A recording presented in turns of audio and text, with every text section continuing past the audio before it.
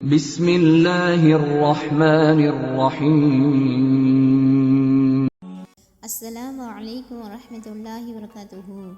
Hamza இப்னு அமர் ரலியல்லாஹு தஆலா அன்ஹு அவர்கள் நபி ஸல்லல்லாஹு அலைஹி வஸல்லம் அவர்களிடம் பயணத்தில் நான் நோன்பு நோற்கலாமா என்று கேட்டார்கள். அவர் அதிகம் நோன்பு நோற்றவராக இருந்தார். அவரிடம் நபி ஸல்லல்லாஹு அலைஹி வஸல்லம் அவர்கள், நீ விரும்பினால் நோன்பு நோற்றுக்கொள், நீ விரும்பினால் விட்டுவிடு என்றார்கள். அறிவிப்பாளர் ஆயிஷா ரலியல்லாஹு தஆலா அன்ஹா, நூல் புகாரி.